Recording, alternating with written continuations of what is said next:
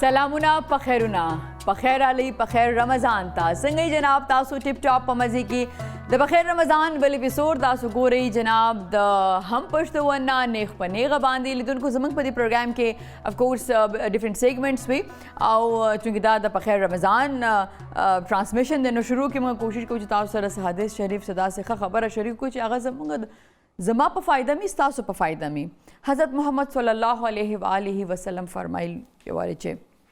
هغه انسان چې هغه خپل غصه کنټرول کی یا قابو کی نو الله تعالی د هغې په عیبونو باندې پرده اچوي.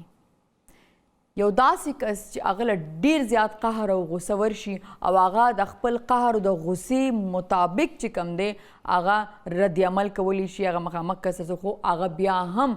خپل غصه کنټرول کی داسې ونه کی نو الله تعالی د هغه زړه د امید یعنی هغه چې کوم د قیامت پر ورځ به الله تعالی د هغه زړه چې کوم دی هغه د امید نه چې کوم دی ډکي مطلب هسې امید هغسې خواهش چې د هغه په زړه کې وي هغه به الله تعالی پوره کړي. سو دا خبره د غصې کېږي نو سوچ وکړئ چې روژه نو موږ له څومره زیاته غصه راځي. ټایم ټو ټایم موږ سره ډاکټرز هم راغلي هغې هم خپل یو پوینټ اف ویو ورکوي چې یاره شوګر لیول چې کوم دی مازدیګر ټایم کې کم شي کله چې ګرمي موږ بهر ډېر زیات کار مارو کوو نو انسان هغه دغه چې کوم دی انرژي چې کومه ده نو هغه دومره ډاون شي چې هغې وجې باندې انسان چې څوک څه خبر وکړي نو هغه پرې لږه غوندې بده لګي او هغه هغې باندې زیات ریاکشن کوي. خو روژه ولې چې موږ تاسو ته د صبر سبق راکوي چې بس صبر موږ وکړو که موږ لوږه ده که زموږ تنده ده دغه خو د روژې مطلب دی او دغه یې مقصد دی نو که موږ جنګ جګړې کوو نو بیا خو د روژې هغه مطلب نه کېږي. نو د کوم چې ما تاسو سره خبره شریکه کړې چې هر هغه انسان چې هغه خپل هغه غصه باندې قابو راولي الله تعالی د هغه عیبونه پټوي. سو موږ ټول انسانان یو کمزوري یو خامخا د چا به څه کمزوري د چا به څه خامي نو چې موږ کمزوري نو موږ له پکار ده چې خپله غصه باندې کنټرول وکړو او هسې هم غصه چې کومه ده هغه وایي چې زموږ مذهب کې ورته وایي چې دا حرامه ده ځکه چې په هغې کې موږ داسې کله کله خبرې وکړو داسې ریاکشن ورکړو چې په هغې باندې موږ خفه شو. خیر د ځینو خلکو غصه خو دومره زیات وي چې هغې نه خو پکې قتل وشي داسې خبرې د هغې د خولې نه وشي د هغې بیا ازانه ځکه چې وایي خولې نه وتې خبره او کمان نه وتلی تیر چې کوم دی هغه بیا واپس نه راځي. نو کوشش دا دی چې په دې روژه کې د دې چې کوم مقصد دی د صبر کولو چې کوم دی یو مقصد دی د دې نو په هغې باندې موږ تاسو عمل وکړو او کوشش وکړو چې عام لایف کې هغه موږ خپل پرسنالټي کې چې کوم دی اوورال هغه څنګه چې روژه موږ نیسو نو دا دی چې بھئی معدې ته لږ ارام میلاو شي 11 میاشتې موږ خوراک کوو نو دې میاشت کې لږ غونډه کې هغې معده چې کوم ده هغې ته لږ ریسټ میلاو شي نو دغسې دا هم دی چې د روژې زموږ په د خوی او زموږ د عادتونو په حوالې سره چې کوم دی موږ عبادتونه کوو موږ چې کوم دی استغفار ډېر زیات وایو موږ وظیفې کوو نفلونه په مطلب تراویح چې موږ کوو نو دغسې د خوراک او څښاک په کې موږ صبر پکار دی کوم ځای کې غوسه راځي موږ اکثره تاسو به کتلي داسې یاره زما روژه ده زه دا خبره نه کوم لږ کله کله د روغ زبانه کوونی نو موږ وایو چې یاره روژه کې نه دی ویل ځکه زما روژه خرابېږي نو ټوله ورځ موږ لوږه تنده چې کوم دی هغه موږ تېره کړو او هغې نه باوجود چې کوم دی که موږ داسې یو عمل ورکوډې شان وکړو چې هغې سره زموږ روژې ثواب کمیږي نو موږ له پکار دی چې هغه موږ اوایډ کړو. صحیح ده. نو روژې دغه مقصد چې کوم دی پکار دی موږ یاد وساتو کوشش وکړو چې دا موږ ځان باندې عملي هم کړو. زما جناب د شمع پخلی طرف ته دې دپاره موږ سره مرسته کړې ده شمع بناسپتي اینڈ کوکنګ آئل جوړولو والا. السلام علیکم زکي. وعلیکم السلام. څنګه یې جناب؟ زه ښه یم میډم تاسو ښه؟ الله کرم جی الله کرم. څه به تیاروې؟ نن زه ډېر زبردست یو ریسپي زه شمع کچن کې راغلی یم هغې کې زه د مغلۍ دال جوړم دا ډېر زبردست یو ریسپي ده او ډېر زما دا سپیشلی زما خپل ریسپي ده دا څنګه جوړېږي دا نان اسپایسي ډش ده اور جو کہ زمونږ پاکستانی اسپایس باندې ډېر زیات هغه دي دې لپاره دغه ایډیشن به کوم اسپایس لپاره او دې کې کوم مثالي استعمالیږي فرسٹ آف آل هغه به لوډوس کوم دې لپاره مو پکار دی 200 گرام ماش دال پکار دی 200 گرام مالا مونگ دال پکار دی اور اسپیشلی د 5 ٹیبل اسپون مونږ لا ملک کریم پکار دی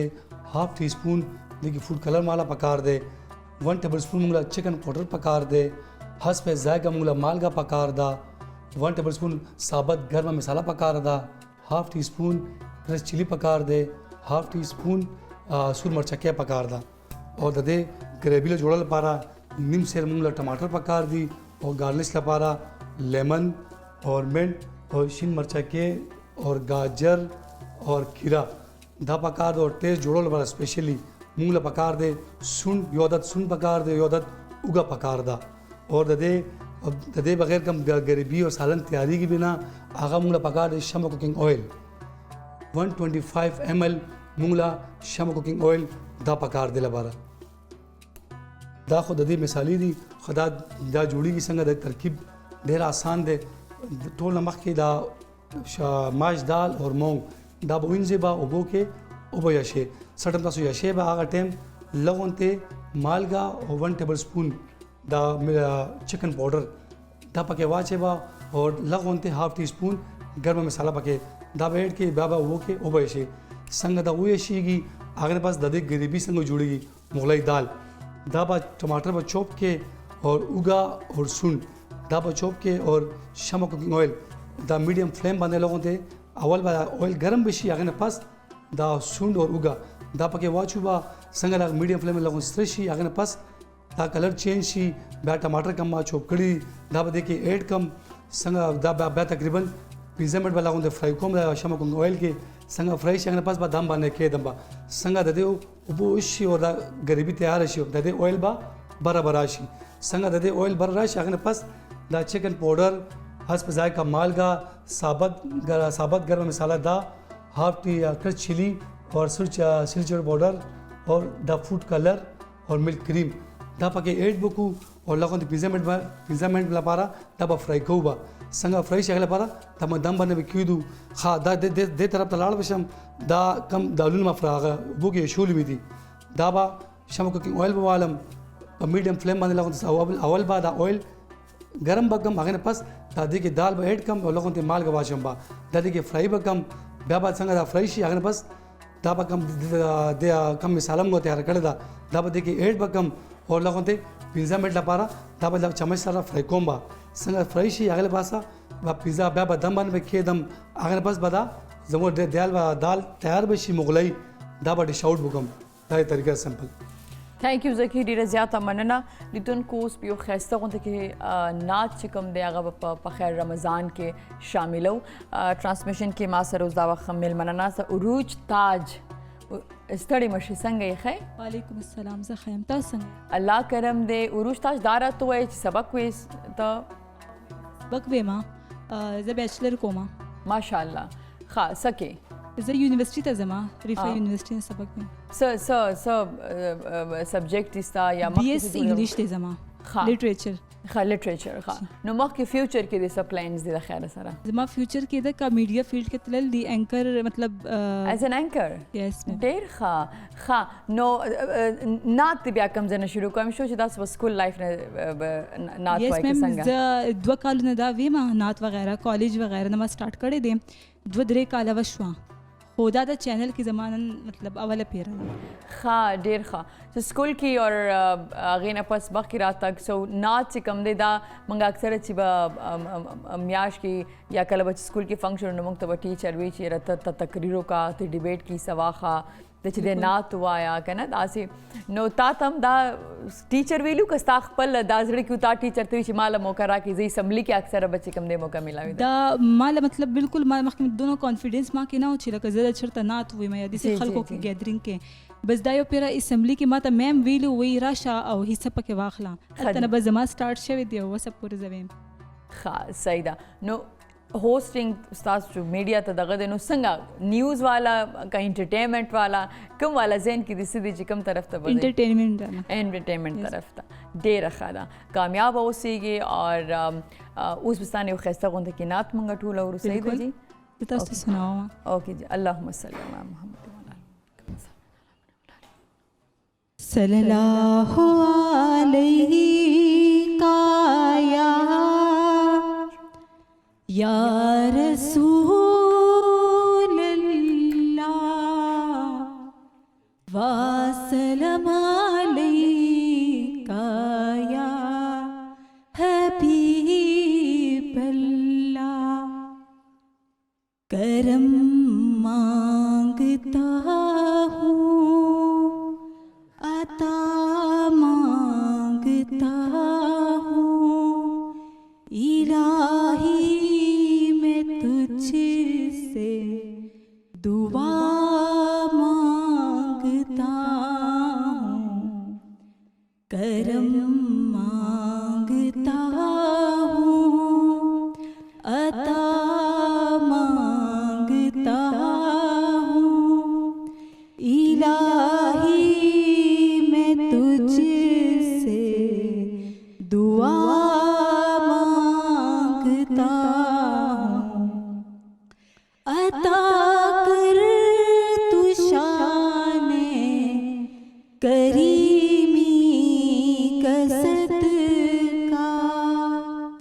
عطا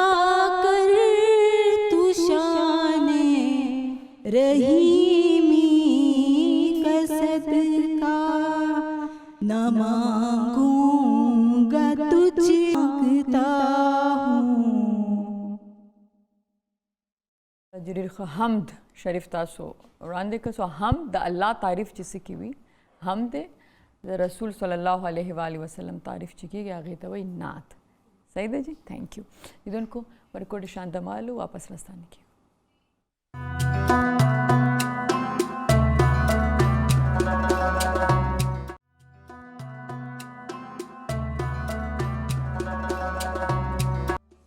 جی لیدونکو ویلکم بیک ټو په خیر رمضان. او لیدونکو د روژې میاشت همداسې څنګه چې شروع کې ما تاسو سره ځینې معلومات شریک ځینې خبرې مې تاسو سره شریک کړي چې هر یو کس دا کوشش کوي چې د روژې کوم مقصد دی د صبر، د بل د لوږې د تندې نه خبرېدل او تحمل کول، همدغسې د خیر ښېګړې کارونه کول او دا چونکې د بخشش چې کوم ده د رحمتونو میاشت ده، نو زیات نه زیات چې د عبادت کول او ځان دپاره د مغفرت دعا کول او داسې کارونه کول چې هغه زموږ مغفرت کولی شي، هغه موږ ته ثواب رسولی شي، هغه ټول ترسره کړو. او دا میاشت ده چې یو ځلې بیا موږ هغه ټول عبادتونه او ښه کارونه چې کوم دي دا یو ځلې بیا راته زموږ هغه یو بیا څه به زموږ ډرامه اکثر کوو ریهرسل وشي که نه د بیا را روانو 11 میاشتو دپاره. نو دغسې سماجي کارونه سوشل ورک چې کوم دی نو هغه هم زموږ په سوسایټۍ چې کیږي او دا د انسانیت زه به دا ووایم چې یو ډېر لویه برخه ده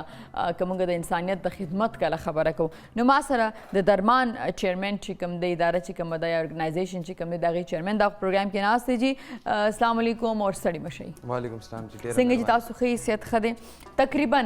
8 کاله کیږي چې زموږ د روژې میاشت نو زه به اول دې ځای نه شروع کوم چې آیا درمان مخکې ارګنایزیشن وجود کې راغو که نه دا چې کوم تاسو افطاریانې دي په ځینې هاسپټلز کې ځینې ځایونو کې نو دا اول شروع شو اکټیویټي سوشل اکټیویټیز که نه شروع کې اول درمان راغو بیا د هغې د نوم د سوري لاندې تاسو دا اکټیویټیز شروع کړه؟ نجیبه زه I was 16. Now I'm 26. چې ما دا ارګنایزیشن سٹارټ کو تاسو خبره همدغه د درستخان نه مونږ درې څلور ملګري پېښور کې رايوځای شو and we decided چې یاره دې روجو کې چې کوم دی نو مونږ به خپل پاکټ منیز رايوځای کوو وي به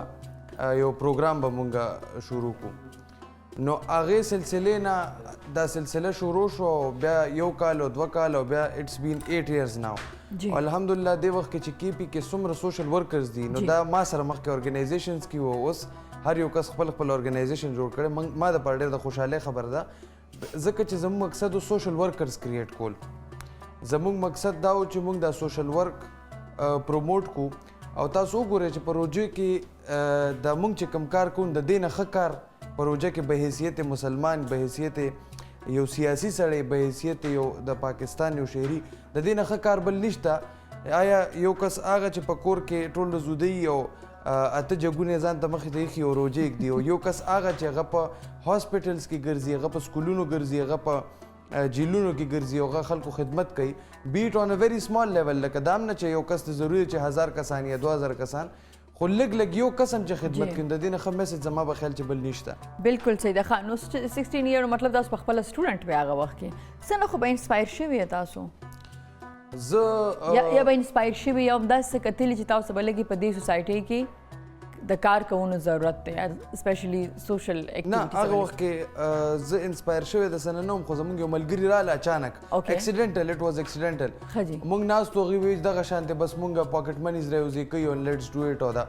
وی سټارټډ اټ. خو بیا هغه زماغه په یو کال کې ماته دونه ډونیشنز راله د فیملی او فرینډز نه چې دویم کال کله شروع کېدو نو خلکو ماته مخکې نه پیسې ایښې وې چې هرته هغه بل کال چې څنګه پروګرام کړی نو موږ ته خپل زکات خیرات نو هغه انسپیریشن خو څه هغه مجبوري دونه ډېره شوه چې هغه مجبوري تر نن ورځې پورې روانه ده. زما ته هر کال زما چې کوم ملګري بهر دي زما استادان زما ملګري دوستان هغې ټولو ما ته روجو نه مخکې خپل ډونیشنز وغیره زکات مخکې نه ایښي چې یاره روجې را روانې دي او لکه موږ ستا په دغه کې تحریک کې دا یو تحریک اوس د دې نه جوړ شو. تاسو دې ته مو ګورئ چې نن ما سره کوم زما ملګري وه نو هغې خپل درستخانونه لګوي او ما دپاره اوس دونه آسان کار دی چې صرف لاړ شم دوی په درستخان کښېنم دعا وکړم ای ما ته چې ته به خامخا راځې. بیسیکلی وی آر د فاونډر اینډ پاینیر آف دس ټرینډ. ښه ډېر ښه. دا ته چې سبق دې څه کې ویلی دی او پېښور نه دې سبق ویلی دی؟ نه جی I'm a lawyer now. ښه اوس خو لایې اور ما یونیورسٹی اف لنډن لا کړی ده. ښه صحیح. نو بیا لنډن کې امیلې څونه ټایم پس بیا تاسو رالي او چې تاسو کله هلته کې وئ نو دا بیا چا مخکې ستاسو اکټیویټیز مخکې؟ نه ما خو ډسټنس کورس کړی دی لکه کله دلته کله هلته ما ډېر ټایم هلته نه دی تېر کړی لنډن کې. نو خو ظاهره خبره د دنیا کې تاسو که وګورئ ما ټریولینګ کړی دی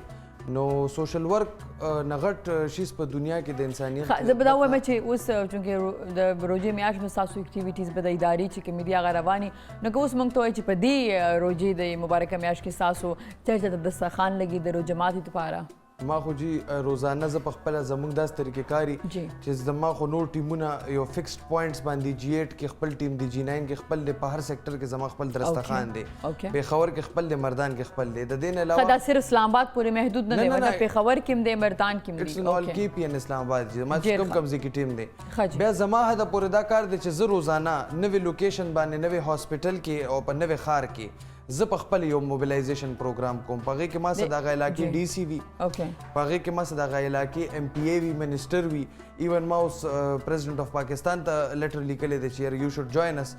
ځکه چې مقصد زموږ اویرنس دی چې ډېر خلک موږ نه انسپایر شي هغوی دا کار شروع کړي ځکه موږ نن وایو چې حکومت دا ونه کړه زما مینې دا ونه کړه ایم پی اے د کوېسچن از تاسو وکړه دا ملک خو ستا هم دی که نه نو موږ دا وایو چې نور دا بلیم گیم پرېږدی او د دې ملک دپاره تاسو راپاسې خدمت وکړئ د دې ملک په خپل کیپیسټي کې هر سړی دی راپاسې په خپل کیپیسټي کې د دې ملک خدمت وکړي. ډونیشنز اوس هم تاسو د خپل دوستانو خپل چې کوم ستاسو پی آر دی یا کانټیکټس یا هغې نه راځي که نه د دې طریقې کار دی چې نور خلک هم تاسو سره په دې کې شاملېدی شي یا د هغې کنټریبیوشن کوي هغې کې؟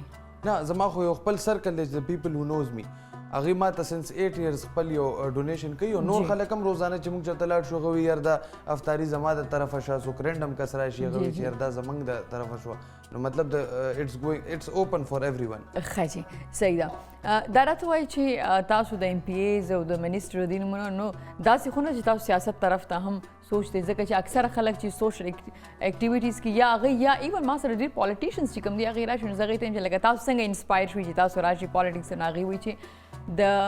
خلکو د خدمت نه امین لکه ما غوښتل چې زه د خلکو خدمت وکړم سو زما دپاره پالیټکس چې کوم دي نو هغه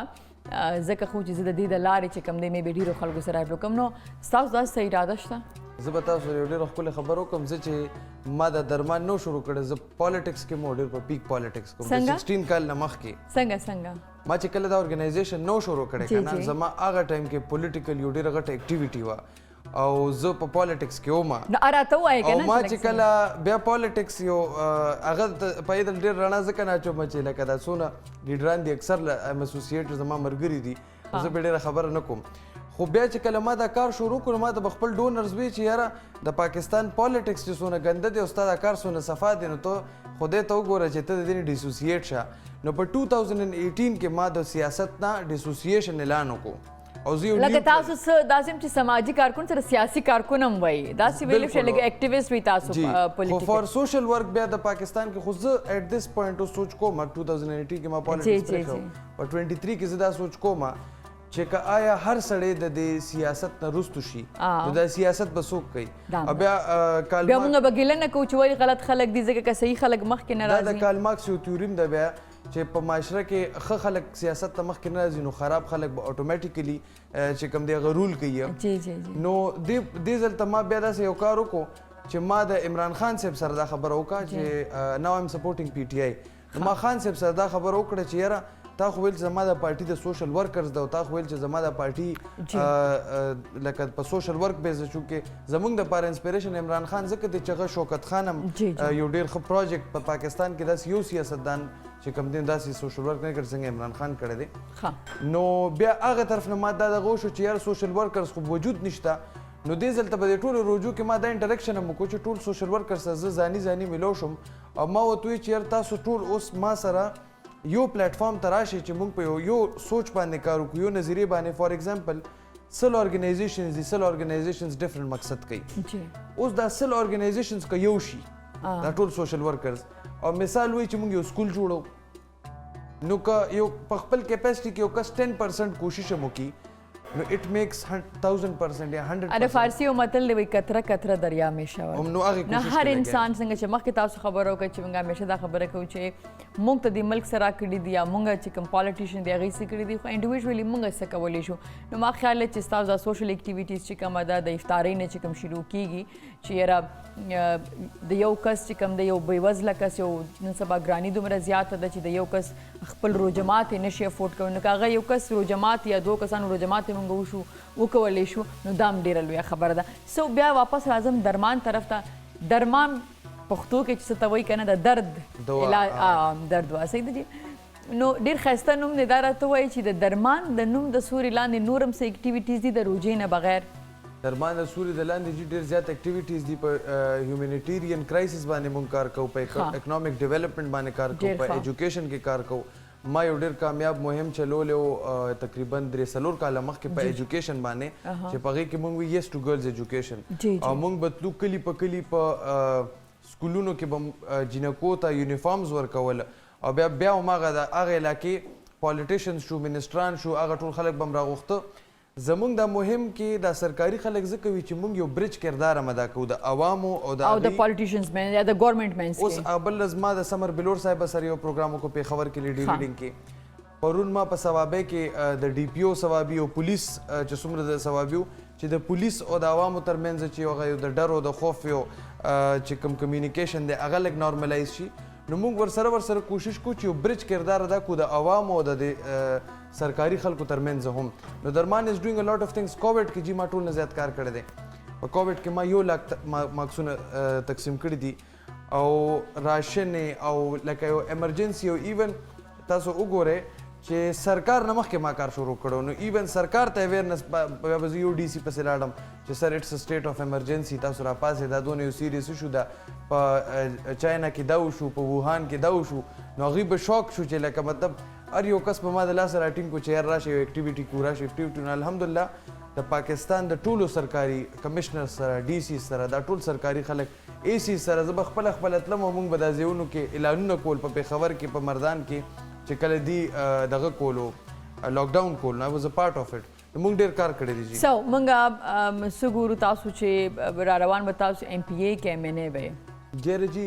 او څو کالو کې ځان ګورئ؟ I mean like ځکه چې اوس تاسو خو 2018 کې پالیټکس پرېښو نو اوس تاسو وایئ چې ما عمران خان صاحب سره خبر دا وکړه چې زه پی ټي آی سپورټ یم او پی ټي آی. نو ځان څه ګورئ او د هغې فایده بیا څه وي عامو خلکو ته؟ یاره جي زه خو کوشش کوم چې زه په خپل انډیویژوال کیپاسټي کې څونه کار کولی شم د الیکشن نه بغیر. او زه داسې خلک سپورټ کوم چې هغه الیکشن کول غواړي او کینډیډیټس وي او ما ته لګي چې یاره مطلب زما بیا د ایون زه تاسو دا خبره وکړم چې اوس عمران خان سره زما په دې اختلاف ته چې یاره یو کس ته ټیکټ ورکې او هغه خپل عوام چې کوم دی هغوی ته تنګ دي نو ته ولې ټیکټ ورکې؟ نو زما په خیال چې زه به کیدای شي د کرنټ پولیټیکل سیسټم کې ایډجسټ نشم ځکه چې زه کوېسچن کوم. I'm a person who wants to work and who questions the system. ډېره ښه خبره ده. خو دا راته ووایه چې لکه که تا خپله نه یې نو داسې خلک تاسو ته ښکارېږي چې هغوی د دې جوګه دي چې هغوی ته ټیکټ ورکړی شي او هغوی به د هغه سیمې د هغه خلکو د هغه علاقې د خلکو مسلې حل کړي؟ یاره جی خپل سوال مو کو پوټنشل ډېر دی په خلکو کې، ډېر زیات پوټنشل دی خو لږ کانفیډنس ورکول غواړي، لږ سپورټ ورکول غواړي. ځکه چې دا پالیټکس چې کوم دی دا د یو ایلیټ کلاس ډیفینیشن جوړ شوی دی په پاکستان کې. یو غریب سړی یا هارډ ورکینګ سړی اډو سوچ نشي کول چې زه به پالیټکس وکړم چې کومه بالکل صحیح خبره نه ده. اوس دوه کنفیوژنز دی د خبرو کوم. دس ځینې اگزامپلز دي. ځینې خلک وایي چې لکه پیسه داره دي راشي نو هغه به چې کوم دی دغه نه کوي لکه چې پیسه ورسره وي او خپل جایداد او هر څه ورسره وي نو هغه به غلا یا هغه به چې کوم دی هغه به نولي کوي ځکه چې هغه خو به الریډي موړي. غریب مه راولئ، غریب که راغوي هغه سره څه نشته نو هغه به دا غټ غټ ګاډي او دا پیسې او دا هر څه به وګوري نو مې بي هغه به اول ځان مړوي هغه یو څیز. سو اوس نه پوهېږو چې کوم یو څیز فالو کړو. آی مین لایک یو تجربه چې کومه په د اشرف غني په وخت کې شوې وه، اشرف غني صاحب چې کوم رئیس جمهور د افغانستان هغې وایي چې دی چې دی نو دی به غلا نه کوي او دی ټول عمر د افغانستان نه بهر پاتې شو د جنگ جګړې نه دي کړي نو داسې چل دی که نه او سیم فارموله چې کوم دغه د عمران خان صاحب دپاره م چې وایي هغه چې کوم دی هغه سوشل اکټیویټیز کړي دي هغه یو سپورټس پرسن دی دغه حکومت کې به داسې نه کېږي بټ دغه په حکومت کې چې موږ راغو نو داسې ډېر نمونه دي چې په هغې باندې اوس کیسز روان دي نور چې هغوی سره په دې ټیم کې څوک د هغې کوم نږدې کسانو سو اوس څوک لکه کې مراد سعید چې کوم دی هغې کې فیصل جاوید چې کوم دی دا خلک دي چې هغې خو د عمران خان صاحب سره روانو شوکت یوسفزی صاحب دی لکه داسې خلک چې هغه خبره چې د سیاست کیسه نه و یا د هغې پلار نیکونه په سیاست کې دومره هغه شاته دغه نو لکه اوس چې تاسو چې دا یو خانداني سیاست چې کوم دی را روان دی اول نیکي بیا پلار نو دغه د 3 اگزامپلز خو ما تاسو له درکړم اوس ماشاءالله هغې سره هم ډېرې پیسې دي ډېر کورونه دي ډېر ګاډي دي نو څوک یاره جی اصل کې ویری پیسې والا کس راولو او غریب کس راولو نه جی داسې کس راولې چې هغه الریډي څه کړي یو څه کول غواړي ښه لکه هغه څه پروفایل وي ښه پروفایل ان سن لکه څنګه پروفایل لکه چې د څه خدمت یې کړي څه په یو کرایټیریا باندې پورې ایجوکیشن یې پورې د هغه لکه تا ته لګي چې دا زه چې په کوم سټینډرډ باندې دته کوم نو تاسو خپل ولې نه راځئ نو تاسو وایئ چې زه به بل کس به سپورټ کوم تاسو خپل ولې نه ودرېږئ مینې تاسو ولې خپل نه سټپ ان کېږئ دې کې ګورو ان شاء الله کنه چې لا کلیر نه دي خبرې نو زه اراده خو شته او اراده خو شته او که دا دا خو یو ریسپانسیبلټي ده که دا راشي نو تاسو دا سمبالولی شئ نو خو زه دا سوچ کوم چې آیا زه دې وخت کې کنفیوز دا یم چې که دا دونه غټ منصب یا ریسپانسیبلټي ماته راځي نو آیا زه هغه سمبالولی شم او که نه شم او آیا زه کول څه غواړم ګوره یو جي پارلیمنټیرین یو لیډر نو دا سوال دی هر سیاسي سړی ځان نو کې چې زه لیډر جوړېدل غواړم او که زه پارلیمنټیرین جوړېدل غواړم پارلیمنټیرین یا ایم این ای او یا ایم پی ای او هغه سره دغه دا چې کوم حلقې او د دې خبرې خو زمونږ او لیډر دی چې د پوره ملک سوچ کوي هغه د ملک ته 10 کالو پس د معیشت سوچ کوي د اکانومي سوچ کوي هغه د انټرنیشنل د فیوچر خبره کوي نو بیا کوېسچن دا دی چې که ته لیډر یې نو آیا دا چې کوم پولیټیکل سیسټم جوړ دی نو په دې کې به ته څنګه اکوموډیټ کېږي ځکه چې بیا هم هغه خبره چې داسې قسمه خلک پای کې مخکې نه ناست دي چې هغوی ډیزرف کوي نه خو تھینک یو سعود تھینک یو وای مچ چې تاسو سره خبرې وشي تاسو خپل لایف کې کامیاب اوسئ ځکه ستاسو د لایف چې کوم مقصد دی د نورو خلکو کار راتګ دا ډېره لویه او غوره خبره ده تھینک یو وای مچ تھینک یو جی لیدونکو یو ورکوړې شانې بریک کړو واپس راستانه کیږو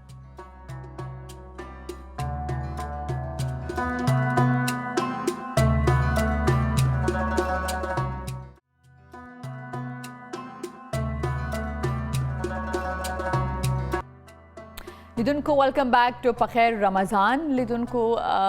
صحت د الله تعالی ډېر لوی نعمت دی او هر انسان له پکار چې هغه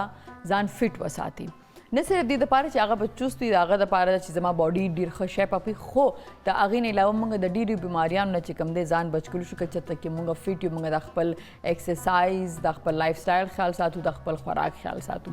ما سره اوس یو فټنس ټرینر ناست دی هغې سره به خبرې کوو سو روژه کې خو موږ خوراکونه وکړو ځینې خلکو ته ځینې مسلې هم شروع شي چې چا وزن زیاتېږي څوک چې کوم دی هغې ته د معدې والا پرابلم شروع شي چا ته چې کوم دی څه پرابلم شروع شي سو هغه ټول به ډسکس کوو دی نه چې د فټنس خیال ساتل څنګه شو په روژه کې او دا ولې دومره ضروري کیدی شي سالار خان ما سره ناست دی جی السلام علیکم ستړي مه شئ وعلیکم السلام سالار خان څنګه تاسو ښه زبردست سالار خان روژه کې تاسو ایز ا فټنس ټرینر څه وایي چې فټنس خیال ساتل ضروري ده او څومره اصل کې روزه کې خو لازمي خبره ده موږ فټنس خیال خو ځکه ځینې خلک وایي چې روژه هغه بس دا فټنس ایکسرسایز هر څه پرېږدی بس خورې څکې حساب کتاب به منې ځکه چې بهی روژه ده اصل کې زموږ فاسټنګ روان دی خلکو خو مایند کېدای چې زموږ فاسټنګ دی زموږ به دومره ویټ نه ګین کېږي الریډي چې کله هغه افطاري کېږي نو زه اکثره خپل د کلاینټ ته هم ډېر زیاتره وایم زما چې کوم سټوډنټس دي هغوی ته هم زه یم چې تاسو خپل ډایټ مینټین ساتئ دې کې تاسو چې دی خپل ډایټ مینټین داسې ساتلی شئ که نه تاسو نه که ډېر هم چیټ کېږي نو لږ غوندې کې کیلریز انټیک خپل دومره وساتئ چې تاسو هغه بیا برن هم کوي ضروري دا ده خو زموږ دا خبره خو هم رښتیا چې څوک ډایټ څوک فالو کوي رمضان کې خو بالکل ډایټ نه فالو کوي بالکل دا خو بالکل نشي کېدی دا خبره خو دا ځکه چې روژه ماتې خو موږ ته هغې نه بغیر لګي نه چې موږ پکوړي نه او چنا چاټ نه او سموسې نه او داسې څیزونه نه وي که نه دا خبره بالکل ضروري ده که زموږ خپل نه څوک روژه کې دا ونه خورو فټنس دپاره بالکل صحیح ده تاسو لکه ایز ټیسټ کولی شئ که تاسو سی ټیسټ کې لس پکوړې خوړې لس پکوړې ښه ده هسې ځان دپاره وایم که نه مین لکه ایز فټنس ټرینر تاسو نه زه به دې موقع نه فایده اوچته کړم چې روژه کې که موږ غواړو چې روژه ماتې کې موږ پکوړي مو خورو او موږ فټ هم پاتې شو او موږ چنا چاټ هم وخورو نو تاسو څه سجیسټ کوئ چې د خوراک مقدار موږ خپل څنګه وساتو؟ زه تاسو ته اوس یو سمپل یو طریقه وښیم که نه که فار ایگزامپل ستاسو باډي ویټ باندې ډیپینډ کوي ستاسو څومره کیلوریز انټیک دی که تاسو خپل کیلوریز انټیک کې ستاسو ډایټ هم وي کیلوریز انټیک به موږ نه ډیسایډ کوو دا به زموږ ویټ ډیسایډ کوي ستاسو ویټ به ډیسایډ کوي چې ستاسو کیلوري انټیک تاسو ته پکار څومره دی ٹھیک شو اوس که فار ایگزامپل که زه یو ځي کې 50 ګرام اف بوایلډ رایس لرم زما هغه انټیک کیلوریز انټیک کم پروزي بجای دی کې چې زه اویلی شی والم فاسټ فوډ جنک فوډز والم هغې هم دومره ویټ یو د دې هم دومره ګرامز اف ویټ وي نو هغه کیلوریز دی کې سیوا کیږي نو که زه دلته کې یو 2 میل سکیپ کم یا 3 میل سکیپ کم خپل رمضان کې او که زه دې ځای کې یو 3 څلور پکوړې وخورم یا لس پکوړې وخورم ستاسو خبره نو هغه لس پکوړو کې زموږ کیلوریز انټیک ډېر زیات های شي صحیح ده تاسو ټیسټ کولی شئ خو خپل کیلوریز کې دنده اوسئ ټیسټ کېدو دپاره څومره پکار دي؟ یو دوه ډېر شي کې نه سیوا ښه جي نو دغه نو بیا هغه چې تاسو کوم کیلوریز تاسو انټیک کړي لکه فاسټ فوډ نه لکه زه اوس نه وایم چې تاسو فاسټ فوډ وخورئ خو که ډېر هم چانه صبر نه کېږي یو دوه پکوړې وخوړلې نو بیا هغه شاندې ورکاوټ تاسو ته پکار هم دی هغه بند کول هم ضروري دي دا راته وایي چې د چا آئی مین لایک 6 پیکس څوک جوړوي څونه ټایم به لګي یو فیمیل ته چې هغه جوړوي اچھا اور یس که د هغې بیلی نه وي که نه بیلی فیټس د هغې دا تاسو رمضان کې یادوي که تاسو رمضان کې ځکه چې یو میاشت کې خو نشي کېدی رمضان کې خو مینټین کېدی هم نشي ځکه تاسو ته هم دغه خبرو کې I think you need like 5 to 6 months که نه ورکاوټ چې تاسو 6 پیکس جوړوئ اصل کې د ستاسو ورکاوټ باندې ډیپینډ کوي د ستاسو په ایکسرسایز باندې ډیپینډ کوي د ایبس جوړول خو خلکو په مایند کې جوړ کړي چې بس دا خو ډېر ایزي ټو وے ده چې بس موږ به چې دی راشو جیم ته موږ به ایکسرسایز وکړو موږ به چې د ایبس جوړ شي خو دې دپاره ډېر سیکریفایس کول وي دا ډایټ کول ډېر ګران کار دی زمونږ که مونږ ایز ا کانټیسټ پریپریشن په باره کې سوچ کوو چې مونږ کوو زمونږ سالټ بند وي زمونږ واټر انټیک بند وي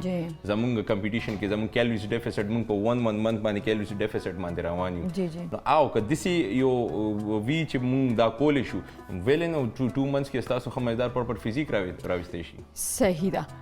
2 منتس انف اوکې دې کې تاسو په چې څوک ایکسرسایز کوي باندې کوم خوراکونه بندوئ اصل کې مونږ فوکس کوو چې کوم جنک فوډز وي زیاتر چې کوم کې زموږ واټر سټوریج زموږ په مسلز کې کېږي زموږ لکه څه هغې کې سره ځي لکه فاسټ فوډ کې دا شول پیزا شوه برګرز شول روټۍ وریجې روټۍ ها مونږ روټۍ مانتې لکه اوس فار ایگزامپل که زه چاته کاربس لیکم کمپلیکس کاربس ایډ کوم دا روټۍ نه ایوایډ کوم ها ډېر زیات که چا ډېر دغه کیلوریز ډیفیسټ کې نی او زه فټنس دپاره نو تاسو هغه زموږ وایي که نه چکی کاټه نو د هغې مونږ یو 50 ګرام لکه بیلنس ټایپ زموږ پښتنو دپاره لکه ما سره ډېر فرینډز داسې ملاویږي یا زموږ نه ما ته وایي چې نجیبې دا ایون زما کولیګز دي دلته کې نو هغې ما ته وایي چې تاسو نه غټ صبر دی چې ته لکه روټۍ پرېږدې ته وریجې پرېږدې که نه نو زه هغې ته یم چې زه کله ځان ته ګورم آئی مین لایک چې زه ګورم چې اوکې زه دونه فټ یم نو بیا لږ موټیویټ شم چې یاره زه وریجې پرېږدم ځکه ما د وریجو د روټۍ بندولو نه وروستو چې ډېر زبردست یو افیکټ ما زه جیم کوم زه هایکینګ کوم خو هغه فایده یا هغه ریزلټ چې ما په یو میاشت یو نیمه کې وکتو د روټۍ او د وریجې بندولو نه هغه ما دپاره چې کوم دی ډېر حیران کن و هغه خیر مونږ خو تاسو ته یو خبر وکړم مونږ تاسو د ډېر ټایم نه ګورو فار ایگزامپل زه وړي کې رالوی شم تاسو ته ګورم مونږ ته مخکې نوم یاد دی دلربا نو هغه مونږ ته مخکې شانتې تاسو ښکاري خو تاسو چې څومره مینټین ځان ساتلی نو د ستاسو د ډایټ نه پته لګي ستاسو د ورکاوټ نه پته لګي ایګزیکټلی نو زه ګورم تاسو هایکینګ هم پراپر کوئ نو زیاتره داسې ګوره فیمیل چې فیمیلز خو بالکل ګوره په ډایټ باندې دغه نه کوي کمپرومایز نه کوي داسې دومره زما اوس یو کلاینټ په اوس ایله ما یې څه فیټ لاس کړی دی ودین 1 منت کې ما کړی دی خو دا پراپر ما ډایټ چینج کول چې ما هغې دغه هم لغونده کې ډسټرب کېږي نه او بله خبره د هغې ټیسټ هم نه کړی کله به مې په کیټو باندې واړولو کله به مې چې دی په لو کاربس باندې کړل نو هغې فیټ لاس ما ډېر په طریقه باندې وکړو په روژه کې هم فیټ لاس یا وزن کمول چې کوم دی هغه د جیم د لارې کیدی شي یا تاسو ایز ا فټنس ټرینر چې کوم دی هغې هیلپ آؤٹ کولی شي بالکل کولی شي اگر تاسو تاسو وایي چې موږ فیټ لاس کوو یا موږ ځان فټ ساتو او تاسو جیم جوین کوئ نو تاسو خپل ټرینر لکه داسې ټرینر وګورئ که نه چې هغه یو خو سرټیفایډ وي بل په دې شي باندې پوهېږي چې ستاسو ډایټ پراپرلی چینج کولی شي تاسو ته چې داسې ایشوز راځي فیمیل څه زیاتره ایشوز راځي ډایټ حوالې سره نو په هغې کې تاسو وګورئ چې زموږ ټرینر دومره ویل ایجوکیټډ دی دومره پوهېږي چې هغه موږ ته چې دی ښه ډایټ پلان شیر کولی شي ایکسرسایز موږ ته په حوالې سره کولی شي نو بیا د ستاسو فیټ لاس ولې نه هر یو کار کیدی شي ویټ کمیږي انچز کې اور کله چې موږ ویټ مشین باندې ودرېږو کم یو زیات صحیح دی یا کم یو ته کتل پکار دی یا کم یو زیات ګران دی بالکل دغه خبره تاسو ته کوم ما نه جیم کې زیاتره خلک دا تپوس کوي سر زموږ خو ویټ سټک شو ټیک شو زموږ ویټ سټک شو ما ورته تاسو خپل انچز کاونټ کوي انچز روان دي وایي ها بالکل انچز روان دي ویټ پرېږده ذهن نه وباسه ما یو 2 کاله مخکې داسې دا و چې ما وی زه ویټ چې دی هغه وزن چې دی زه کموم نو ما هغه داسې ټریننګ شروع کړی و چې ما ورسره جیم دغه چې کم دی کم د دې ډایټ د هغه مې شروع کړی و اور هغې سره تاسو پته سر کې څومره زیات درد دي اور بیا هغې نه په یوه اوس هم سړي ته ډېر زیات ورسي اګریسیو ایگزیکټلی بیا هغې نه پس چې کم دی هغې سره سویمینګ و او بیا چې کم دی انټینس جیم ټریننګ و نو یو ټایم کې ما ته ولګېدو چې دا خو سټک شو زما ویټ خو کمیږي نه نو اینڈ دین زما ډېر ښه فرینډ هم دی ونیسې هغه جو فټنس ټرینر دی یو کې کې نو ما هغه ته کال وکړو ما ورته هغه ما هغه ته یاره دا خو زه دونه خفه یم زه دونه محنت کوم خو اول کم شو د 3 kg اوس چې کم دی سټک دی ما خو ځان ووژلو نو هغې ما ته وایي چې نو انچز کې وګوره او بله خبره دا ده چې انسان ته خپل باډي چې ته کله ګوري تا ته خپل اندازه کېږي اصل کې یو خو کاونټ کېږي دا که نه که مونږ وایي زموږ باډي ویټ سټک شو هغه نور لاندې نه ځي جی که یو فرسټ پرسن یو جیم ته راځي او موږ فیټ لاس کوو جی باقاعده فیټي وي باډي فیټي وي بفي ټایپ وي نو که هغه فیټ لاس کېږي نو د هغه ویټ ډېر په تیزۍ باندې راکوزېږي که تاسو خیال کړئ نو هغه پهلنی واټر ویټ وي هغه ډراپ کېږي بیا نه بعد فیټ لاس شروع کېږي بیا باډي هغه یو سټیج ته راشي که نه چې هغه ټایم بیا د ستاسو ویټ که سټک هم شو نو هغې کې هم ډایټ صرف چینجز کول وي ډایټ چینجز خامخا اوس موږ یو چیټ میل وایو باقاعده ماته یو هلک راشي یا کوئی فیمیل راله نو ماته یاره زه خو فیټ لاس کوم نو فیټ لاس نه پهله ماته زما چیټ میل کله دی نو اول ته هغه ګول ته ورسه ستاسو هغه ګول پوره شي هغې نه بعد بیا ته چیټ میل کې واټ ایور ستاسو وي زموږ چې کله ویټ سټک هم شي هغې کې موږ چیټ میل ورکوو بالکل ورکوو ځکه دا ویټ چې سټک کېږي د دې وجه دا ده چې تاسو په یو ډایټ باندې یو روټین سره روان یي نو باډي په هغه روټین سره عادت شي نو یو شاک ورکول ورته لږ لازمي وي نو یو دا وي او بل د ستاسو ویټ د ستاسو باډي هم کاونټ کوي تاسو دا نشئ ویلی چې زما ویټ سټک شو نو بس زما مخکې فیټ لاس نه کېږي ستاسو فیټ لاس پروسس روان وي خو د ستاسو هغه ویټ د ستاسو باډي هم کاونټ کوي د ستاسو باډي نور هم څه شته که نه ستاسو مسل ماس هم شته ستاسو بونز هم شته دی دا هم پکې کاونټ کېږي ډېر روژه کې څه سجست کوي چې ډېر خلک اوایډ کوي جیم نو څه وایي چې جیم نه دي کولی نه جیم ضروري دی که تاسو باقاعده سټرینث ورکاوټ نشئ کولی نو تاسو ایټ لیسٹ 20-25 منٹ 30 منټس کارډیو لازمي کوئ که تاسو جیم ته نشئ تللی نو که تاسو سره فار ایگزامپل کور کې ټریډ میلز وي یا سایکلینګ وي یا تاسو بهر چېرته واک کولی شي باقاعده تاسو واک کوئ تاسو 30 to 40 منټس واک ضروري دا ایکسکیوز نشته روژه کې چې ته 6 لکه تراویح کې مطلب دې سره ته خپل کارډیو به کې خپل کارډیو مست تھینک یو سو مچ جی تاسو را ډېره زیاته مننه تھینک یو وای مچ جی لیدونکو یې ورکوړې چانې بریک کلو واپس راستانه کېږو په خیر رمضان سره اوسئ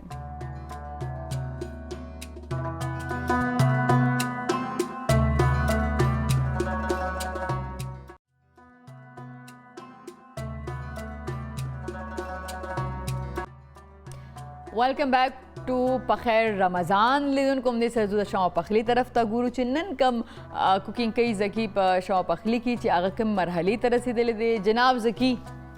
بالکل میډم دا مغلۍ دال تقریبا پخه شوې ده 15 منټ نور لګي یو مغلۍ دال تا مخکې پکړو دا هغه مغلۍ دار دی که نه دا بل څه دی دا بل هغه دال بې هغه چڼو دال کې مې جوړ کړی دا مې جوړ کړی دا مسور مونګ دال کې اور ریسپی اکا شان دی لګل ټیسټ لګل ډیفرنٹ دی کې هغې کې مصالحې جدا کړي دي کې مصالحې بل شان اچولي دي اوکې سو دا اوس اوس لګیا دا اوس د دال مصالحه تیاروي کړي دا هم دال ښکاري نه مصالحه تیار شوی دا ما د مصالحې کې دا دال مې ایډ کو کم یو شول مخکې که نه هغه مخکې ما شمه کو کول کې فرای مې کړه سوتې نه پس دا کم مصالحه تیار و دا مې دې کې ایډ کړو هغې نه پس دا په مزه دا لږ سره کوم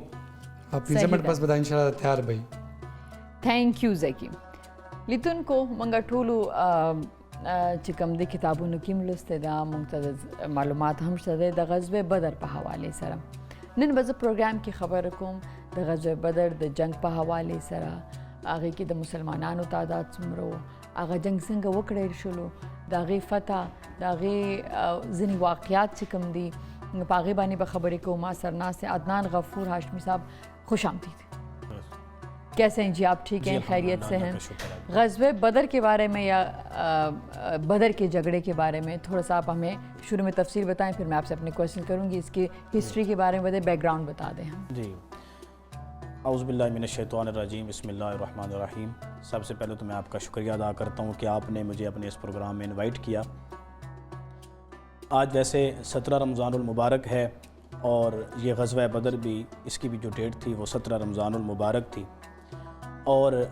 یہ حقیقت میں اسلام اور باطل کے درمیان فرق کرنے والی جنگ تھی جس کو غزوہ بدر کہتے ہیں. اور یہ اسلام کی سب سے پہلی جنگ بھی ہے، اور یہ اس کو قرآن پاک کے اندر یوم الفرقان کے نام سے بھی یاد کیا جاتا ہے کہ یہ حق اور باطل کے درمیان جو ہے فرق کر دینے والی جنگ تھی. اور اس کا جو بیک گراؤنڈ تھا وہ یہ ہے کہ جس طرح آپ صلی اللہ علیہ وآلہ وسلم نے نبوت کا اعلان فرمایا نا، تو نبوت کے اعلان فرماتے ہی اس ٹائم سے جو کفار تھے وہ آپ صلی اللہ علیہ وآلہ وسلم کے مخالف ہو گئے جی، اور آپ کو اذیتیں بھی دیتے تھے، تکالیف بھی دیتے تھے، کیونکہ وہ اسلام کو پسند نہیں کرتے تھے. تو اس لیے جب آپ صلی اللہ علیہ وآلہ وسلم نے مکہ شریف سے ہجرت کر کے مدینہ پاک آپ تشریف لے کر آئے، تو اس ٹائم بھی ان کا جو اپنا ایک انداز تھا کفار کا، جو ان کی کردار تھا، وہ ان کا وہی رہا، ان کا تصور وہی رہا کہ یہ اسلام کو ناپسند کرتے تھے، اور یہ صحابہ کرام کو اور آپ صلی اللہ علیہ وآلہ وسلم کو، اور بالخصوص یہ ہے وہ اسلامی ریاست جو مدینہ شریف کے اندر قائم تھی مدینہ منورہ میں، یہ اس کو ختم کرنا چاہتے تھے نا. تو اس کو ختم کرنے کے لیے انہوں نے بہت سی چالیں چلیں اور بہت سا انہوں نے جو ہے پلاننگ اپنی تیار کی، اور اس وجہ سے انہوں نے بہت سے اپنے لوگوں کو تیار کیا کہ کسی طریقے سے اسلامی ریاست کو جو ہے وہ ختم کیا جا سکے. لیکن جب یہ اپنے طور پہ تیاری کرتے رہے، ان کی جو تیاری تھی، اور انہوں نے اپنے سردار، ان کے جو لیڈر تھے، ان کو یہ تجارت کے لیے جب قافلہ بھیجتے تھے، ان کے ساتھ بھیجتے تھے، تو ان کے اندر جو ایک سازش ہوتی تھی ان کی، وہ یہی ہوتی تھی کہ کسی نہ کسی طریقے سے مسلمانوں کو نقصان پہنچایا جائے، صحابہ کو نقصان پہنچایا جائے، اور اسلام کا جو ہے یہ خاتمہ ہو سکے. لیکن کیونکہ اللہ رب العالمین کے نزدیک جو پسندیدہ دین ہے وہ تو ان الدین عند اللہ الاسلام ہے، تو اللہ تعالیٰ نے اسلام کو قوت اور بقا بخشنے کے لیے خود اسلام کی مدد فرمائی، اور اس جنگ کے اندر جو ہے اللہ رب العالمین نے فرشتوں کے ذریعے صحابہ کرام کی مدد بھی فرمائی، اور اسلام کو جو ہے قوت اور ترقی کے ساتھ کامیاب فرمایا. مقصد بتا سکتے ہیں آپ کی وجہ یا مقصد؟ اور اس کا جو مقصد اصل میں یہی تھا کہ کیونکہ جو کفار تھے وہ اسلام کو ناپسند کرتے تھے، اور کیونکہ غزوہ بدر کی جو وجوہات ہیں، اس کے جو اسباب ہیں، یہ بہت سارے ہیں. کیونکہ ہم نے یہاں پہ پڑھا کہ وہ تعداد میں بھی زیادہ تھے، اگر ہم دیکھ بالکل ایسا ہی ہے جو میرے خیال. تو جھگڑا جو ہے یا غزوہ بدر جو ہے یہ کن کی طرف سے پہل ہوئی تھی؟ اگر میں یہ پوچھوں، یہ جو پہل ہوئی تھی یہ کفار و مشرکین کی طرف سے ہوئی تھی، اور وہ شاید اس بات کی کہ ہم تعداد میں زیادہ ہیں تو ہم جیت جائیں گے. بالکل یہ پیچھے ان کی جی بالکل، کیونکہ ان کے پاس جو ہے نا وہ ان کی جو تعداد تھی وہ 1000 تھی، ٹھیک ہے. اچھا. اور اس کے بعد ان کے جو پاس سواریاں تھیں وہ 170 کے قریب ان کے پاس اونٹ بھی تھے، اور 100 کے قریب ان کے پاس گھوڑے تھے. جبکہ جو مسلمان تھے ان کے پاس، یہ ان کی صحابہ کی تعداد 313 تھی، ان کے پاس صرف 2 گھوڑے تھے، 70 اونٹ تھے. جی، تعداد بھی ان کی کم ہے، ان کے پاس جو سواریاں ہیں، ٹریول بھی ہے، وہ بھی ان کے پاس کم ہے. لیکن ادھر دوسری طرف دیکھا جائے تو کفار کے پاس یہ چیزیں زیادہ ہیں، ان کے پاس اسلحہ جو ہے وہ بھی زیادہ ہے. غزوہ بدر حضرت محمد صلی اللہ علیہ وآلہ وسلم کے مکے سے ہجرت کی کتنے عرصے بعد جو ہے؟ تو یہ 2 ہجری میں ہوا تھا. اچھا، ٹھیک ہے. یہ بتائیں کہ ہم لوگ جو ہیں کیا اس سے، جیسے کہ جب ہم سن رہے ہیں، اور میں نے پہلے بھی بتایا کہ ہم پڑھ چکے ہیں اس بارے میں، غزوہ بدر کے بارے میں یہاں پہ پتہ بھی ہے، لیکن ہم ابھی کی زندگی کے ساتھ، ابھی کے وقت کے ساتھ خود کو کیسے ریلیٹ کر سکتے ہیں؟ جی بالکل، کیا سبق دیتا ہے ہمیں؟ یہ آپ نے بہت ہی اچھا سوال کیا ہے. غزوہ بدر جو ہے نا، ہمیں جو یعنی کہ یوں کہہ لیں کہ دا میسج آف دی غزوہ بدر، غزوہ بدر کا میسج کیا ہے ہمارے لیے، اس کا پیغام کیا ہے، تو غزوہ بدر ہمیں بہت سارے میسج دیتا ہے۔ سب سے پہلا اس کا میسج یہ بھی ہے کہ آپس میں بھائی چارے کی جو فضا ہے نا اس کو قائم کرنا چاہیے، مساوات برابری قائم کرنی چاہیے۔ کیوں کہ دیکھیں کہ ایک طرف جو مسلمان تھے ان کے پاس سواریاں کم تھیں اور تعداد میں وہ تھوڑے تھے، لیکن سواری بہت ہی کم تھی، 2 گھوڑے 313 ان کی تعداد ہے، لیکن ان کا جو مساوات تھی وہ یہ تھی کہ وہ آدھا رستہ جو ہے کچھ طے کرتے تھے سواری کر کے، کچھ پیدل چلتے تھے، پھر جو پیدل چلتے تھے وہ پھر سوار ہو جاتے تھے، اور جو سوار پہلے ہوتے تھے وہ پیدل چلتے تھے۔ لیکن اس سے پہلے کی بات کر رہی ہوں کہ جیسے آپ فرما رہے ہیں غزوہ بدر کے لیے، جیسے کہ میں نے کہا کہ ہم خود کو کیسے ریلیٹ کر سکتے ہیں، سو اس کا یہ ہے کہ آپ کا ایمان ہونا چاہیے کہ آپ اگر حق پہ ہیں تو اگر آپ تو اللہ کی طرف سے آپ کے ساتھ مدد ہوگی۔ میں ابھی اسی طرف آ رہا ہوں نا کہ ان کا جو دوسرا میسج ہے کہ وہ اللہ تعالیٰ کی ذات پہ توکل کرنا چاہیے، بھروسہ کرنا چاہیے، کیونکہ ان کے پاس اسباب چیزیں کم ہیں، ٹھیک ہے، لڑائی کے لیے ان کی تیاری اتنی نہیں ہے، لیکن دیکھیں کہ ان کا اللہ کی ذات پر جو توکل ہے، وہ بھروسہ ہے، یقین ہے، ان کا تقوی اتنا مضبوط ہے، ایمان اتنا مضبوط ہے کہ وہ ڈرتے نہیں ہیں، ٹھیک ہے۔ اور اس میں یہاں سے ایک میسج اور بھی ملتا ہے کہ ہمیں اگر جب بھی کوئی کام شروع کرنا چاہیے تو وہاں یہ اس کام شروع کرنے سے پہلے کسی سے مشورہ کر لینا چاہیے، مشورہ ضرور۔ تو یہ ایک ایسا تھا کہ جب آپ صلی اللہ علیہ وسلم صحابہ کے ساتھ جب بدر کے مقام پہ پہنچے تو بدر کے جب مقام پہ پہنچے تو آپ سے فرمایا کہ یہاں پہ ہم ڈیرا لگاتے ہیں، یہاں پہ ایک خیمہ لگاتے ہیں اور یہاں سے ہم جنگ کا آغاز کریں گے۔ تو وہاں پہ ایک صحابی تھے حضرت خباب بن منذر، انہوں نے یہ عرض کی، ریکویسٹ کی کہ اے اللہ کے نبی یہاں پہ نہیں بلکہ ساتھ ایک کنواں ہے وہاں پہ آپ چلے جاتے ہیں، وہاں پہ جا کے ہم جو ہے اپنا ایک خیمہ لگاتے ہیں اور وہاں سے جنگ کا آغاز کرتے ہیں۔ تو وہاں پہ آپ صلی اللہ علیہ وسلم نے اس صحابی کا بھی مشورہ قبول کر لیا۔ تو یہ ایک میسج دیتا ہے کہ اگر عمر چھوٹی بھی ہو، ٹھیک ہے، اگر وہ آپ سے رتبے میں آپ سے لیول میں کم ہو، ٹھیک ہے، لیکن آپ کو اس کا مشورہ قبول کر لینا چاہیے، اور اس سے اگر صحیح ہو، اگر صحیح یہ بھی ہے بالکل ایسا ہی گریٹ۔ اور اس کا ایک میسج یہ بھی ہمیں ملتا ہے کہ ہمیں جو ہے اس مشکل وقت میں، اگر مشکل وقت ہو تو اس میں اللہ رب العالمین کی بارگاہ میں ہمیں جو ہے گریہ زاری کرنی چاہیے، اپنی آرزو کرنی چاہیے، ریکویسٹ کرنی چاہیے، دعا کرنی چاہیے، کیونکہ ادھر سے غزوہ بدر ہونی تھی اور آپ صلی اللہ علیہ وسلم جو ہے وہ سجدے میں سر رکھ کے دعا کر رہے تھے اللہ رب العالمین سے کہ اے میرے مالک تو نے میرے ساتھ جو وعدہ فرمایا تھا اس کو پورا فرما۔ تو وعدہ وہ کیا تھا کہ یہی کہ میں ان کے مقابلے میں تمہاری مدد فرماؤں گا۔ تو اب یہ ہے کہ اللہ رب العالمین کی بارگاہ میں مشکل وقت میں اپنے رب کو پکارنا چاہیے، تو یہ بھی ہمیں غزوہ بدر ایک میسج دیتا ہے۔ اور اس سے بڑھ کر یہ بھی ہے کہ کیونکہ جو ہے تعلیم کے حوالے سے بھی یہ ایک میسج دیتا ہے کہ جو غزوہ بدر کے اندر جو کفار و مشرکین تھے ان میں سے 17 کے قریب جو ہیں وہ ان کو جو ہے قتل کر دیا گیا تھا، اور 17 کے قریب جو ہے ان کو گرفتار کیا، اریسٹ کر لیا گیا تھا۔ تو ان میں سے پھر حضرت صدیق اکبر جو ہے حضرت عمر فاروق رضی اللہ تعالیٰ عنہ، انہوں نے حضور کی بارگاہ میں یہ ریکویسٹ کی آپ صلی اللہ علیہ وسلم سے کہ یہ جو جن کو ہم نے اریسٹ کیا ہے نا، ایسا کرتے ہیں ان سے ہم فدیہ لے کر، ان سے پیسے وصول کر کے ان کو ہم رہا کر دیتے ہیں، ان کو قید سے آزاد کر دیتے ہیں، بلکہ ان کو قتل کر دیتے ہیں جو قریبی رشتہ دار ہیں، اور کچھ کو جو ہے آزاد کر دیتے ہیں۔ لیکن میں سمجھ نہیں آئی کہ حضرت عمر فاروق رضی اللہ عنہ نے کہا کہ ہم فدیہ، انہوں نے یہ کہا تھا کہ کیونکہ اس جنگ میں نا ایسا تھا کہ کفار کے اپنے عزیز و اقربا رشتہ دار، کسی کا بھائی، کسی کے دوست، کسی کے والد، ان کا آمنا سامنا ہو رہا تھا نا۔ اگر کسی کا بھائی ایمان والا ہے، اسلام والا ہے، اس کے مقابلے میں اس کا جو دوسرا بھائی ہے وہ کفر کی حالت میں ہے، تو اس طرح کی یہ ایک جنگ تھی۔ تو اس میں یہ تھا کہ حضرت عمر فاروق نے کہا تھا کہ یہ جو ہم نے اریسٹ کیا ہے یہ ایسا کرتے ہیں کہ ہم کہتے ہیں کہ یہ ان سب کو ہم قتل کر دیں۔ اچھا، تو حضرت ابوبکر صدیق نے یہ ریکویسٹ کی تھی کہ قتل نہیں کرنا چاہیے، بلکہ یہ جو ہم نے اریسٹ کیا ہے 70 قیدی ہم نے ان کو اریسٹ کیا ہے، ان میں سے کچھ قیدی ایسے ہیں جو پڑھنا لکھنا جانتے ہیں، اور ہم یہ چاہتے ہیں کہ یہ ہمارے بچوں کو اگر تعلیم دیں، پڑھنا اور لکھنا سکھا دیں تو ہم ان کو اس کے بدلے میں آزاد کر دیں گے۔ اور دوسری انہوں نے یہ ریکویسٹ کی تھی کہ جو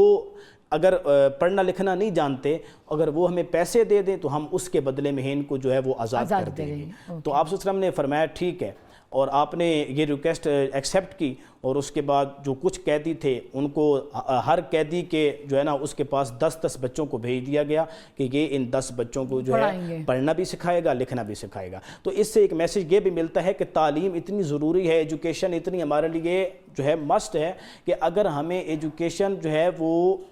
غیروں سے بھی لینی چاہیے، چاہے وہ اہل کتاب ہوں، چاہے وہ یہودی ہوں، کوئی بھی ہوں، تو ان سے بھی ہمیں تاکید ہوئی ہے اور یہ ایک ایگزامپل مل رہا ہے کہ تعلیم ضروری ہے. تعلیم ضروری ہے، تو تعلیم ہمیں ان سے بھی لے لینی چاہیے کیونکہ تعلیم میں کوئی ایسی دوسری جو ہے رائے نہیں ہے. اور ایک اور میسج بھی اس میں جو ہے وہ ملتا ہے کہ یہ کہ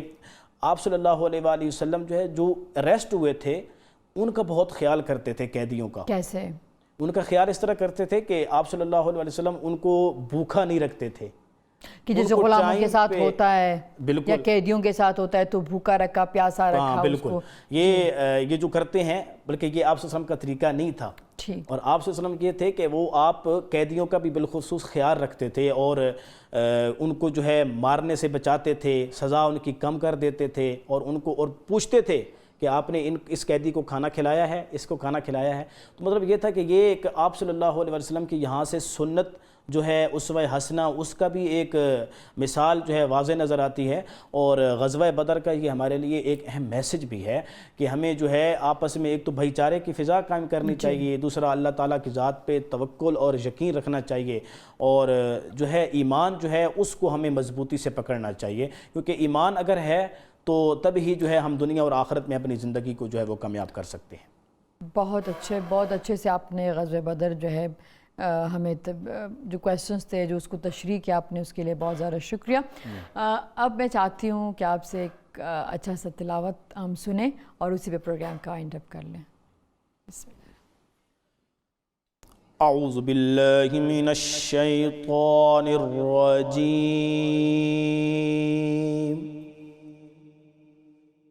بسم اللہ الرحمن الرحیم.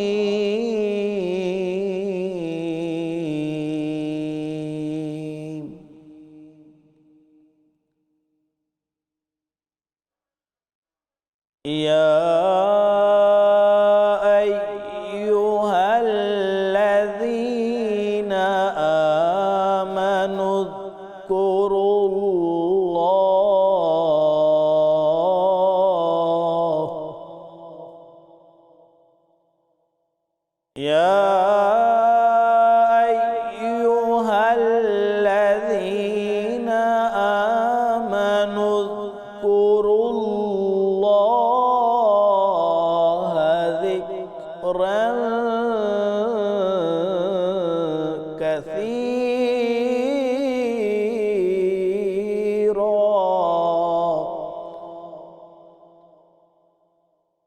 وَسَبِّحُوهُ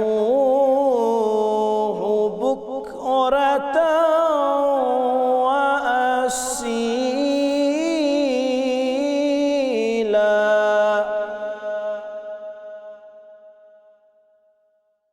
هُوَ الَّذِي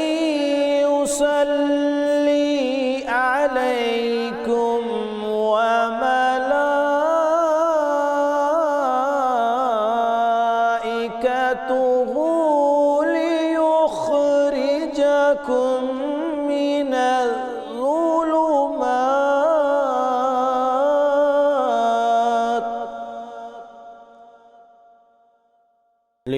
ليخرجكم من الظلمات إلى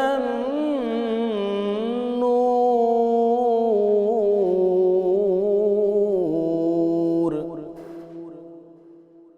وكان بالمؤمنين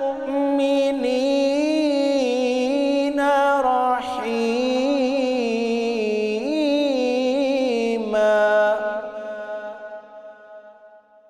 تحيتهم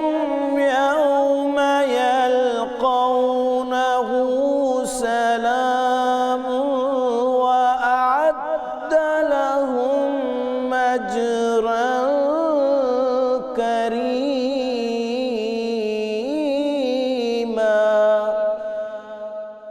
تحيتهم يوم يلقونه